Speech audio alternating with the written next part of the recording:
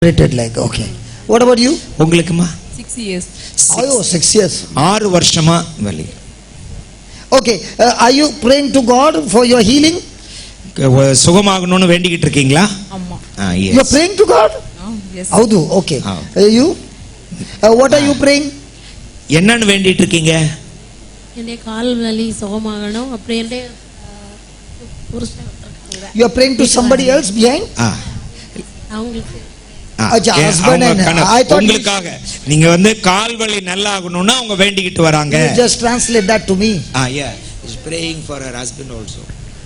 Yeah, but what are you praying? அவங்களுக்கு என்னன்னு வேண்டிக்கிறீங்க? தலையில ஆபரேஷன் பண்ணிருக்கு அதனால அவங்கள கூட்டிட்டு வந்திருக்கோம். அவங்களுக்கு he has got an operation in the No, I'm asking about her legs. How is she praying? உங்களுடைய கால் வலிக்கு என்னன்னு சொல்லி வேண்டறீங்க? கால் வலி குணமாகணும்.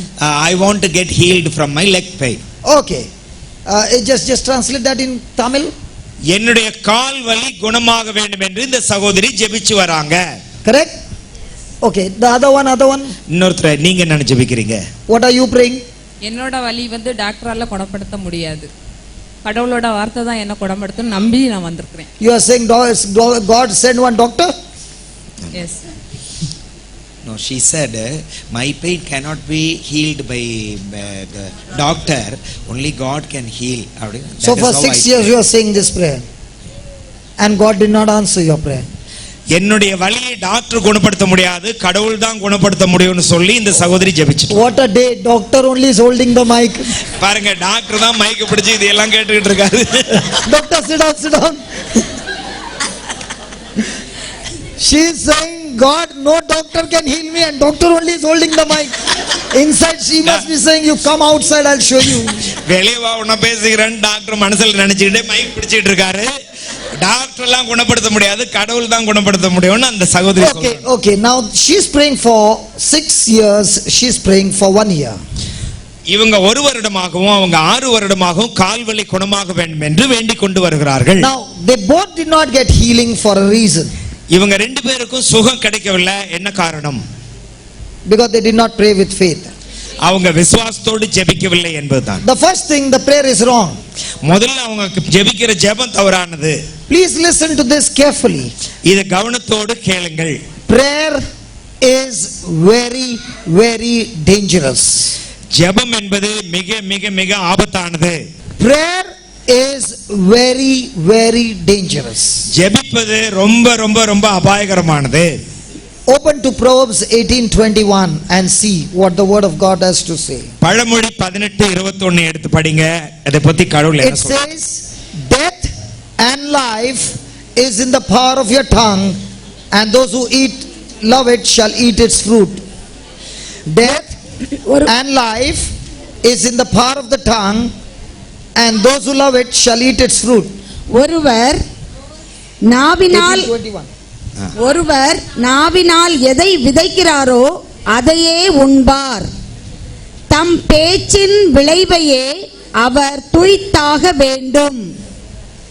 Death and life is in the power of your tongue. சாவும் வாழ்வும் உன்னுடைய வாயின் வார்த்தையில் அடங்கி இருக்கிறது.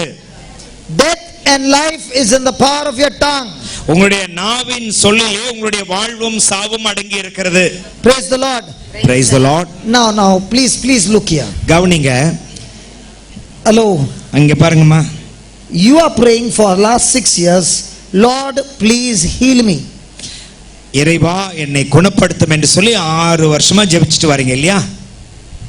இப்போ ஒரு 2 months தான் நான் வந்து பிரேயருக்குள்ள இதானது. Only 2 months I am praying. Before that I was not praying like that. First டாக்டர்ட்ட போயிட்டு இருந்தேன். Before that she was going to the doctor. Doctor, now the real story has come. 5 years poilla. Now born. So 5 வருஷமா டாக்டர்கிட்ட போய் ஒரு சுகமும் கிடைக்கல. இப்போ வந்து ஆண்டவர்கிட்ட போலாம்னு ஜெபிக்கறாங்க. Okay, now you are praying to God, heal my legs. இப்போ என்னை குணமாக்கும் இறைவா என்று சொல்லி கால் சுகமாகிறதுக்காக ஜெபிக்கறாங்க. You are praying heal my legs. என்னுடைய கால் சுகமாகணும்னு ஜெபிக்கறாங்க. Correct? The person who is doing the camera shooting, Are you praying, Lord, heal my legs? கேமராவை ஏக்கிட்டு இருக்கிறாங்க, கால் You got no pain. So will you say, heal my legs? சரி. அப்ப அவங்களுக்கு கால் வலி இல்லைன்னா என் காலை சுகமாக்குங்கன்னு யாராவது ஜெபிப்பாங்களா? அவர் ஜெபிப்பாரா? So who will say, heal my legs? யாரு கால் சுகமாகணும்னு ஜெபிப்பாங்க? Who has got pain? யாருக்கு கால் வலி இருக்கோ அவங்க. Correct? So when she is praying, heal my legs, means what? I am sick, that's why heal my legs. நானே சுகமில்லாம இருக்கிறேன், அதனால என்னுடைய காலை சுகப்படுத்துங்கன்னு நான் வேண்டுறேன். Correct? சரி. So in other words, what is she saying for 2 months? I am sick, I am sick, I am sick, I am sick, I am sick, I am sick. அப்ப இந்த கடைசி 2 மாதங்களா அவங்க தொடர்ந்து என்ன சொல்லியிருக்காங்க? நான் சுகமில்லாம இருக்கிறேன், நான் சுகமில்லாம இருக்கிறேன், நான் சுகமில்லாம இருக்கிறேன் என்று சொல்லிக்கொண்டே இருக்கிறார்கள். So 2 months she is speaking life or death. 2 மாசமா வலியை பத்தி பேசிட்டு இருக்காங்களா, சுகம் இல்லைன்னு பேசிட்டு இருக்காங்களா, அல்லது சுகத்தை பத்தி பேசிட்டு இருக்காங்களா? If she is saying every day, I am sick, I am sick, I am sick, I am sick, is she speaking life or death? அவங்க எனக்கு கால் வலி, எனக்கு கால் வலின்னு சொல்றது உண்மைதானே? அவங்க என்ன சொல்றாங்க? வாழ்வை பற்றியா சாவை பற்றியா எதை பேசிட்டு இருக்காங்க? She can't stand that pain. தைரியமா கால் நல்லா இடுங்க. You can see her expression, it's very painful. Okay. கஷ்டப்பட்டு எந்திரிச்சு நின்னாங்க. Now hold on, we'll take one at a time, because I want one teaching a few specimens. If all get healed, then there will be no patients to check on. ஆமா, அதனால ஒவ்வொரு கருத்தாக நாம சொல்லி அதற்கு எப்படி ஜெபிக்கிறது, எப்படி சுகம் பெற்றுக்கொள்வது என்று நாம பார்க்கிறோம். When she is praying, you pray the same prayer sitting down, and sitting down you will be healed. Okay? நீங்க உட்கார்ந்தபடியே ஜெபிங்க, நீங்க உட்கார்ந்தபடியே நல்லா ஆயிடுவீங்க.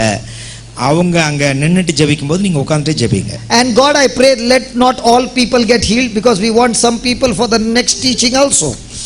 எல்லாரையும் உடனே ஆண்டவர் குணப்படுத்துறது இல்ல, ஏன்னா அடுத்த கூட்டத்துக்கும் ஆள் வேணும் இல்லையா? அதனால Because I know everybody is going to make that prayer. எல்லாரும் ஜெபிக்க போறீங்கன்னு எனக்கு நல்லா தெரியும். Praise the Lord. Praise the Lord. Hallelujah. Hallelujah. Now the problem, let me show her. When the word that you pray, that prayer must be in line with the word of God. நீங்க ஜெபிக்கும் போது அந்த ஜெபம் இறை வார்த்தை அடிப்படையை கொண்டதாக இருக்க வேண்டும். Praise the Lord. Now let's check whether a prayer was right or wrong. அவங்களுடைய ஜெபம் சரியான முறையில் ஜெபிக்கப்பட்டதா இல்லையாங்கிறது இப்ப பாப்போம். 1 Peter 2:24 says, 1 பேதுரு 2:24 சொல்லுகிறது, by the wounds of Jesus you were healed. அவருடைய தழும்புகளால் நீங்கள் சுகம் அடைந்தீர்கள். You are, but you were healed. நீங்கள் சுகம் அடைவீர்கள் என்று சொல்லப்படவில்லை, சுகம் அடைந்தீர்கள் என்று சொல்லப்பட்டிருக்கிறது. Now in God's mind she is already healed. கடவுளுடைய எண்ணத்தின்படி இவங்க ஏற்கனவே சுகமாக இருக்கிறார்கள். In her mind she is still sick. ஆனா அவங்களுடைய உள்ளத்தின்படி அவங்க இன்னும் சுகம் இல்லாம இருக்கிறாங்க. So she must open her mouth and start speaking God's word.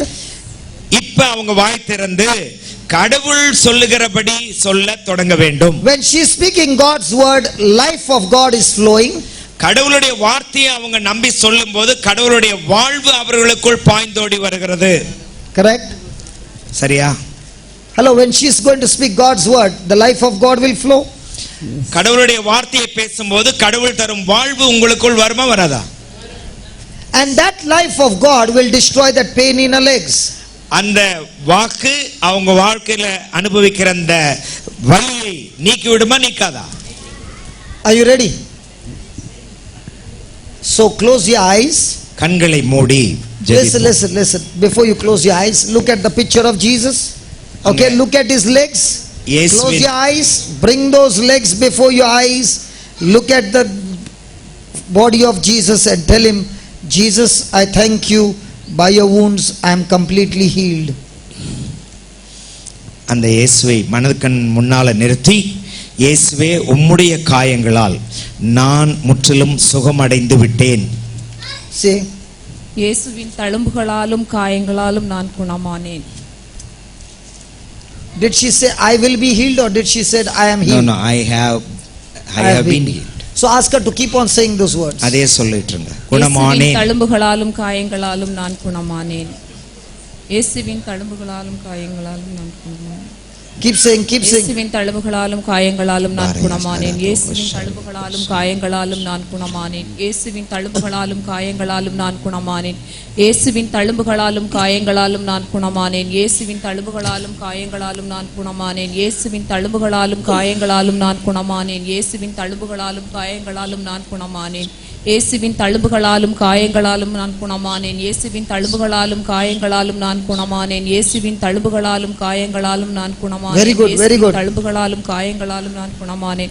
இயேசுவின் Life is தழும்புகளாலும் flowing now. காயங்களாலும் நான் குணமானேன். இயேசுவின் தழும்புகளாலும் காயங்களாலும் நான் குணமானேன். இயேசுவின் தழும்புகளாலும் காயங்களாலும் நான் குணமானேன். இயேசுவின் தழும்புகளாலும் காயங்களாலும் நான் குணமானேன். இயேசுவின் தழும்புகளாலும் காயங்களாலும் நான் குணமானேன். இயேசுவின் தழும்புகளாலும் காயங்களாலும் குணமானேன். இயேசுவின் தழும்புகளாலும் காயங்களாலும் குணமானேன். இயேசுவின் தழும்புகளாலும் காயங்களாலும் குணமானேன். இயேசுவின் தழும்புகளாலும் காயங்களாலும் குணமானேன். இயேசுவின் தழும்புகளாலும் காயங்களாலும் குணமானேன். இயேசுவின் தழும்புகளாலும் காயங்களாலும் குணமானேன். இயேசுவின் தழும்புகளாலும் காயங்களாலும் குணமானேன். இயேசுவின் தழும்புகளாலும் காயங்களாலும் குணமானேன். இயேசுவின் தழும்புகளாலும் காயங்களாலும் குணமானேன். இயேசுவின் தழும்புகளாலும் காயங்களாலும் குணமானேன். இயேசுவின் தழும்புகளாலும் காயங்களாலும் குணமானேன். இயேசுவின் தழும்புகளாலும் காயங்களாலும் குணமானேன். இயேசுவின் தழும்புகளாலும் காயங்களாலும் குணமானேன். இயேசுவின் தழும்புகளாலும் காயங்களாலும் குணம் இயேசுவின் கழும்புகளாலும் தாயங்களாலும் குணமானேன். இயேசுவின் கழும்புகளாலும் தாயங்களாலும் குணமானேன். இயேசுவின் கழும்புகளாலும் காயங்களாலும் குணமானேன். இயேசுவின் தழும்புகளாலும் காயங்களாலும் குணமானேன். Hello. The other leg. It's all gone. Gone. 4. Yes, it is gone. The pain is gone. Gone. Wait. How much time did it take? எவ்வளவு நேரம் ஆச்சு அவங்க வலி போறதுன்னு சொன்னாங்க? Are you feeling heavy in your head? உள்ள பாரம் இருக்குதா? ஆமா. Yes. Yeah, close your eyes and say, Jesus, I thank you. நன்றி சொல்லுங்க. இயேசுவே உமக்கு நன்றி என்று கண்களை மூடியபடி. நன்றி இயேசுவே உமக்கு நன்றி. இயேசுவே உமக்கு நன்றி. இயேசுவே Jesus, I thank you for touching me.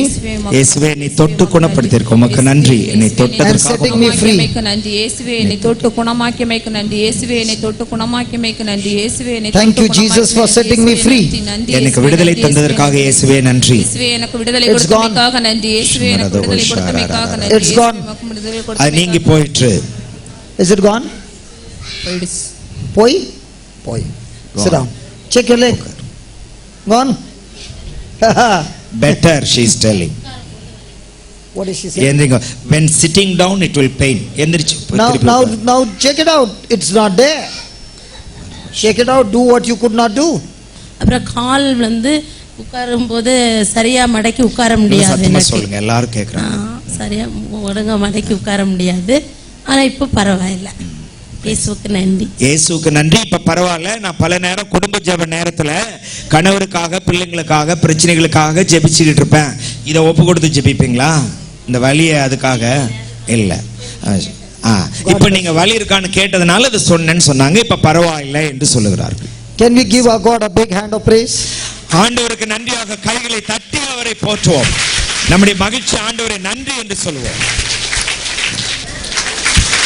ஆண்டவருக்கு நன்றி சொல்ல மாட்டேங்கிறாங்க.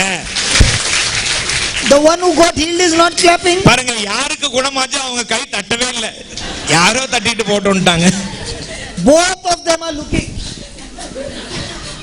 எனக்காக எல்லாம் கை தட்டுறான்னு பார்த்துக்கிட்டு இருக்காங்க. Praise the Lord. Praise the Lord. Now 6 years pain went off with just one scripture. ஒரு இறை வார்த்தையின் அடிப்படையிலே 6 ஆண்டுகளாக இருந்த வலி வேதனை நீங்கி போயிற்று. So before we understand what is faith, let us speak a little on the word. இறை வார்த்தையை குறித்து சற்று சிந்தித்து அதற்கு பிறகு விசுவாசம் என்ன என்பதன் ஆழத்திற்கு போவோம். Now I want to explain to you how this miracle took place. இந்த அற்புதம் எப்படி நம்ம கண் முன்னால நடந்தது என்பதை உங்களுக்கு நான் விளக்கி சொல்ல விரும்புகிறேன். Do you want to know? உங்களுக்கு தெரிஞ்சுக்கணும்னு ஆசையா இருக்கா? Hello, do you want to know? தெரியணும்னு ஆசையா இருக்கா? And I'm telling you, once you learn this formula, we will see all of you going and doing the same thing, and Nagarcoil will be on fire for the Lord. ஆண்டவருக்கென்று இங்க அன்பு பற்றி எரியும் இந்த ஊர்ல ஒவ்வொருத்தரும் இதை புரிஞ்சுக்கிட்டு நீங்க மற்றவங்க கிட்ட போய் இதே மாதிரி செஞ்சீங்கன்னா ஆண்டவர் இங்கே மகிமை பெறுவார். Did I pray for her? நான் உங்களுக்காக ஜெபிச்சேனா? இப்ப Did I pray on her? அவங்க தலைமையில கை வச்சு அமர்த்தி ஜெபிச்சனா? Did I pray around her? அவங்க கையை வந்து மேல தோள் மேல படி ஜெபிச்சனா? I just told her to speak a scripture. இறை வார்த்தையை நம்பி நீங்க ஜெபிங்கன்னு சொன்ன, அவ்வளவுதான். So let's study what is the word of God. இறை வார்த்தை என்ன சொல்லுகிறது என்பதை நாம Let's go to Genesis chapter 1. தொடக்க நூல் முதல் அதிகாரம். Genesis chapter 1. Now anybody going through any kind of problem, your problem can be solved through this chapter. இந்த தொடக்க நூல் வசனங்களின்படி என்ன பிரச்சனை உங்களுக்கு இருந்தாலும் அவையெல்லாம் நீங்கிக் கொள்ள முடியும். In the beginning, God created the heavens and the earth. தொடக்கத்தில் ஆண்டவர் விண்ணையும் மண்ணையும் படைத்தார். And the earth was without form and void. மண்ணுலகு உருவற்று வெறுமையாக இருந்தது. Yeah, read verse number 2. மண்ணுலகு உருவற்று வெறுமையாக இருந்தது. ஆழத்தின் மீது இருள் பரவி இருந்தது. நீர் திரளின் மேல் கடவுளின் ஆவி அசைந்தாடிக் கொண்டிருந்தது. Praise the Lord. So in verse number 2, what are the things that you find? இரண்டாவது திருவசனத்துல என்னென்ன விஷயங்களை நாம பார்க்கிறோம்? The earth is void and formless. பூமி உருவற்று வெறுமையாக இருந்தது. Second, there is darkness all around. அங்க எல்லாமே இருள் கவிந்து இருந்தது. And third, மூன்றாவது, the Spirit of God is moving over the waters. கடவுளின் ஆவி அங்கே அசைவாடி கொண்டிருந்தது. Correct? சரியா? Hello. Is this verse number 2 a situation of a big problem to God? இந்த இரண்டாவது வசனத்தின்படி நாம இருக்கிற பிரச்சனை நம்முடைய பிரச்சனையா? Hello. சொல்லுங்க. Is it a problem or is it a good sign? அது நல்ல பெதா அல்லது பிரச்சனைக்குரியதாக இருந்ததா? அந்த இரண்டாவது வசனத்தின்படி நல்லதா கெட்டதா அது மட்டும் சொல்லுங்க. கெட்டது. They are telling bad. Bad. It's a bad situation. And look at verse number 3. மூன்றாவது வசனத்தை பார்ப்போம். Yeah, hold on. You translate what I'm saying. Yeah. In verse number 3, மூன்றாவது வசனத்திலே God called the angels விண் தூதர்களை கடவுள் அழைத்து and they all sat down and began to cry. அவங்க எல்லாம் ஓன்னு அழுதுகிட்டு இருந்தாங்க. And God said to the angels, அந்த வான தூதர்களை பார்த்து ஆண்டவர் சொன்னாரு, I don't know what to do, please pray for me. என்ன பண்றதுன்னே எனக்கு தெரியல, எனக்காக ஜெபிங்கன்னு சொன்னாரு. And they all sat down and cried. அந்த வான தூதர்கள் எல்லாம் அங்க உட்கார்ந்து ஓன்னு அழுதுகிட்டே இருந்தாங்க. Then one of the angels brought the candles. அப்ப வந்து ஒரு சமணஸ் மெழுகுதிரிய கொண்டு வந்தது. And brought some garlands. அப்புறம் கொஞ்சம் மாலை கொண்டு வந்தது. And they began to pray again. அப்ப திரும்பவும் அவங்க ஜெபிச்சாங்க. And they cried again. அவங்க அழுது ஜெபிச்சாங்க. When you have problems in your life, what is the first thing you do? உங்க வாழ்க்கையில நீங்க பிரச்சனைகளை சந்திக்கும் போது முதல்ல நீங்க என்ன செய்றீங்க? You start crying. முதல்ல அழுக தொடங்குறோம். You know why? ஏன் தெரியுமா? Because Jesus said, இயேசு சொன்னார், your faith has healed you. He did not say your crying has healed you. உங்களுடைய விசுவாசம் உன்னை குணமாக்கியது, உங்களுடைய கண்ணீர் உங்களை குணமாக்கியதுன்னு அவர் சொல்லல. If at all Jesus had to say, woman, go, your tears have healed you, every woman on this planet earth would have been healed. இயேசு மட்டும் பெண்ணே நீ சமாதானமா போ, உன்னுடைய கண்ணீர் உன்னை சுகமாக்கியதுன்னு சொன்னா இந்த உலகத்துல சுகமில்லாத எந்த பெண்ணுமே இருக்க மாட்டாங்க. Some of the ladies are saying, you meet us during the lunch break, we will see who is going to பேசிக்கிறோம் அப்படின்னு சிலர் முறைக்கிறாங்க. Praise the Lord. Praise the Lord. Hallelujah. Hallelujah. Now please listen to this. கவனமா கேளுங்க. God is facing a very big problem. கடவுள் முன்னால ஒரு மாபெரும் பிரச்சனை இருந்தது. Where do you think is the Spirit of God? Just read it in verse number 2. இரண்டாவது வசனத்தை நீங்க பாருங்க. அப்பா கடவுளின் ஆவி என்ன பண்ணிட்டு இருந்தாரு? The Bible says the Spirit of God was moving over the waters. அந்த நீர்த்திரளின் மீது அவர் அசைவாடி கொண்டிருந்தார் என்று இருக்கிறது. That means when there are bigger trials in your life, the Holy Spirit is very close to you to move into action on your behalf. உங்களுடைய வாழ்க்கையில் நீங்கள் பிரச்சனைகளோடு இருக்கும்போது கடவுளின் ஆவியானவர் உங்களுக்கு மிக அருகாமையில் இருக்கிறார். நீங்கள் என்ன செய்ய வேண்டும் என்பதை குறித்து அவர் கருத்தாய் மிக அருகில் இருக்கிறார். The Holy Spirit is there in verse number 2, but not performing anything, just moving over the waters. அவர் எந்த வகையிலும் செயல்படாதவராக இருந்தாலும் அந்த நீர்த்திரளின் மீது அசைவாடி கொண்டிருந்தார். Please read verse number 3. இப்ப மூன்றாவது வசனத்தை படிங்க சகோதரி. அப்பொழுது கடவுள் ஒளி தோன்றுக என்றார், ஒளி தோன்றிற்று. So what is the first thing that God did when he faced trouble? கடவுள் ஒரு பிரச்சனையின் போது முதல்ல அவர் என்ன செஞ்சாரு? கடவுள் என்ன செஞ்சாரு? என்ன செஞ்சாரு? What are they saying? They are answering, let there be light. Wrong. இல்ல தப்பு. What is the first thing God did? Read that verse number 3 again. மூன்றாவது திருவசனம் கவனிங்க. அப்பொழுது கடவுள் ஒளி தோன்றுக என்றார், ஒளி தோன்றிற்று. So what is the first thing God did? கடவுள் செய்த முதல் செயல் என்ன? That lady. He commanded, she is telling. He brought about light. So what's the first thing God did? அப்ப கடவுள் என்ன செஞ்சாரு முதல்ல?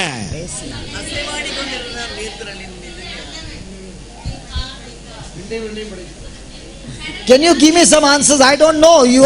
எனக்கும் தெரியல, எங்களுக்கு தெரியல. நீங்க ஏதாவது ஒரு பதில் சொல்லுங்களேன் பாப்போம். Now she said something. He removed the darkness and he brought light. The first thing that God did was to open his mouth and speak the word. அவர் செஞ்ச முதல் காரியம் அவர் வாய் திறந்து பேசினார். The first thing that God did was to open his mouth and speak the word. கடவுள் வாய் திறந்து இறை வாக்கு உரைத்தார். Now you might say, இது ரொம்ப பெரிய கண்டுபிடிச்சிட்டீங்களா? Now all those miracles that you see is by the power of